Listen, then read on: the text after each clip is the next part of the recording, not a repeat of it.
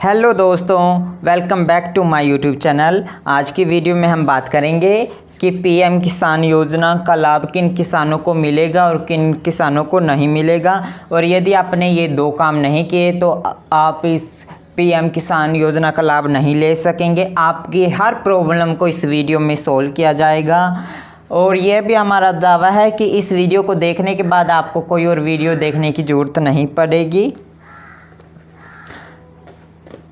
और ये वीडियो थोड़ी सी लंबी हो सकती है, तो इस वीडियो को अंत तक ज़रूर देखना।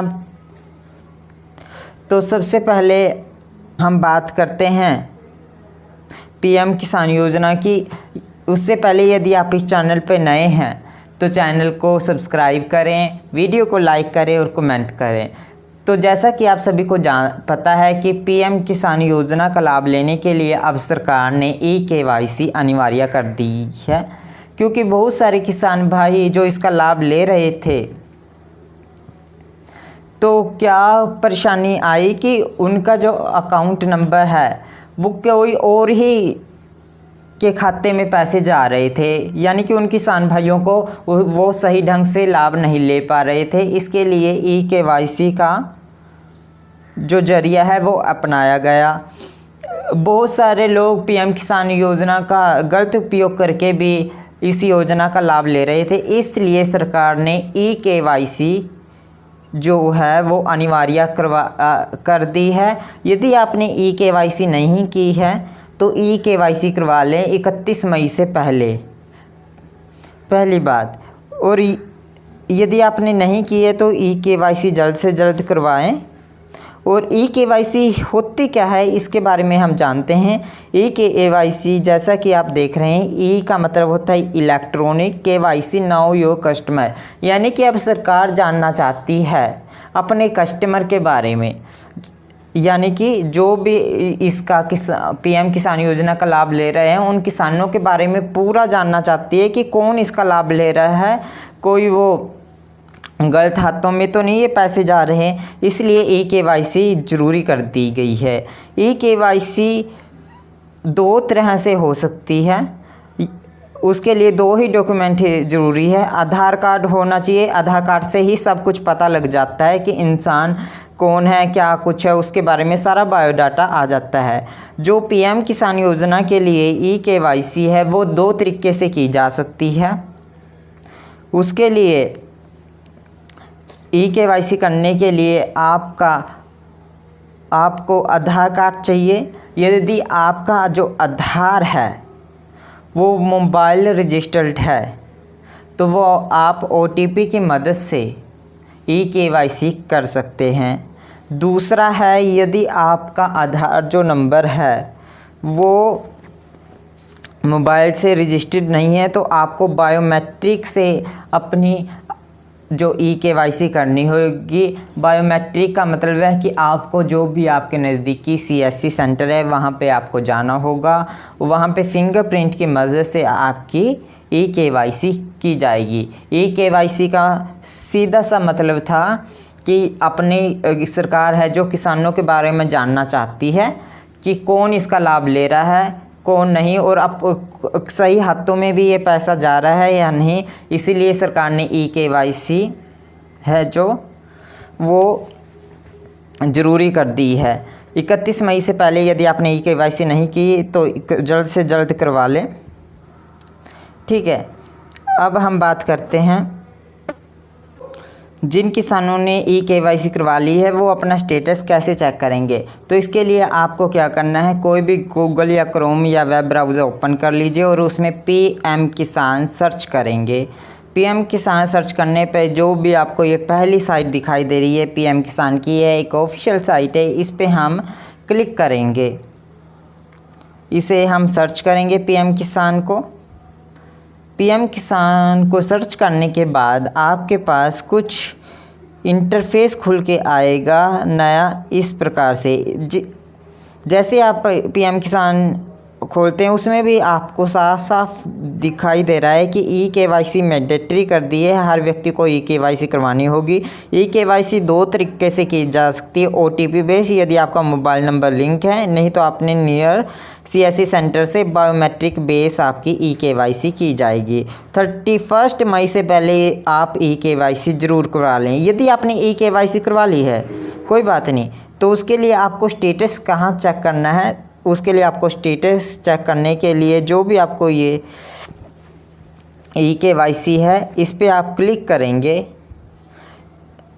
ई-केवाईसी पे ही क्लिक करना है, हमें स्टेटस चेक करना है, तो आप इसमें अपना आधार नंबर डालेंगे और यहीं से ही ई-केवाईसी है वो होती भी यहीं से और स्टेटस भी यहीं से चेक किया जाता है। आधार नंबर डालेंगे और आधार नंबर डालने के बाद आपको जो ये सर्च का ऑप्शन है वो दिखाई दे रहा होगा, उस पर आप टैप करेंगे, उस पर आप क्लिक करेंगे। कुछ ऐसा इंटरफेस खुल के आएगा जिसमें आपको आधार रजिस्टर्ड मोबाइल नंबर डालना होगा। माना कि आपके जैसे यदि मोबाइल नंबर वो नहीं है जो आधार रजिस्टर्ड है, तो आप वो डालिए जो आपने PM किसान योजना में दिया है। तो यदि आप गेट मोबाइल OTP पे क्लिक करेंगे, यदि आपका मोबाइल नंबर ऑलरेडी एग्जिस्ट दिखा रहा है तो इसका मतलब है कि आपकी ई-केवाईसी हो गई है।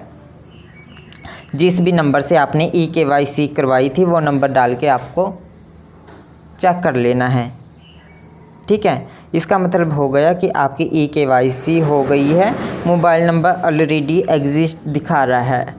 यहाँ से आपको ई-केवाईसी का जो पहला स्टेप है वो कंप्लीट होता है। ई-केवाईसी का यहाँ स्टेप कंप्लीट हो गया तो आपको कैसे पता, एक तो ये तरीका है कि यहाँ पे पता लग गया आपको कि ई-केवाईसी हो गई है, और जो आपका PM किसान का वो फॉर्म है उसमें कैसे पता लगेगा वो भी हम आपको बताएंगे। उसके लिए आपको क्या करना है कि जो आपको ये बेनिफिशियरी स्टेटस है ये चेक करना है।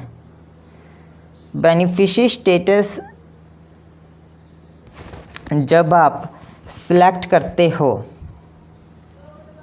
तो आपके पास कुछ नया इंटरफेस खुल के आएगा, प्रोसेसिंग हो रही है। यहाँ पे आधार नंबर और अकाउंट नंबर डाल के आपको जो भी आधार नंबर है आधार नंबर ही डालना है। आधार नंबर डाल के गेट डाटा पे क्लिक कर देना है, तो आपके पास कुछ इस प्रकार से इंटरफेस खुल के आएगा, ठीक है। जैसा कि आप देख सकते हैं जो पेमेंट मोड है वो अकाउंट दिखा रहा है, ठीक है ना। पेमेंट मोड है जो वो अकाउंट दिखा रहा है, और PFMS मोड भी जो है इनकी 2020 की दिखाई हुई है।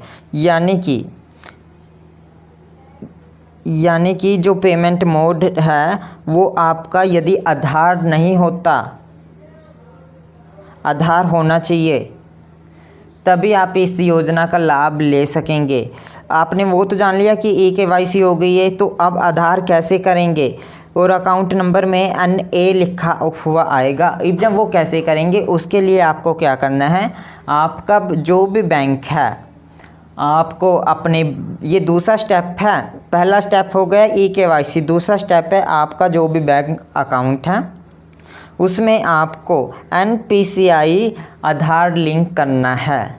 यानी कि NPCI बैंक में अपना आधार लिंक करना है। आप बैंक में जो भी आपका आधार कार्ड है, जो भी पासबुक होती है वो लेके चले जाइए और उनको बोल देना कि हमें PM किसान योजना के लिए आधार लिंक करना है। वो खुद समझ जाएंगे और आपका NPCI है जो वो लिंक कर देंगे। इसी के ज़रिए, यही मेन प्रोसेस है, यही इम्पोर्टेंट है। ई-केवाईसी तो कर दिया आपने, यदि ये आपका पेमेंट मोड आधार नहीं हुआ तो आपको इसका लाभ नहीं मिलेगा, ठीक है। ये साफ साफ बोल दिया इसमें।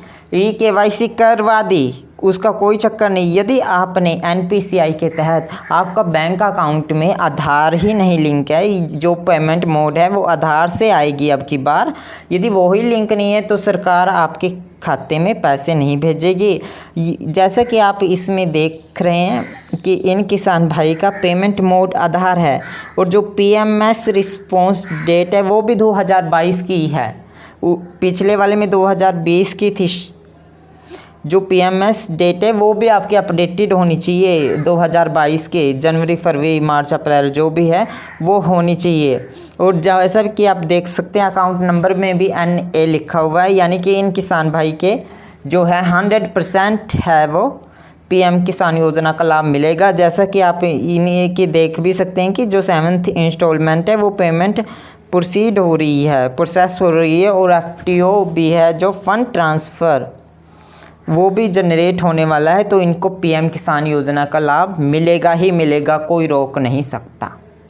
तो इस वीडियो में हमने जाना कि PM किसान योजना के लिए eKYC के साथ साथ NPCI बैंक लिंक होना अनिवार्य है, तभी आपको मिलेगा। यदि आपका वो TC और आपका जो बैंक अकाउंट है वो NPCI के तहत लिंक होना चाहिए। हमने बता भी दिया कि क्या क्या होना चाहिए।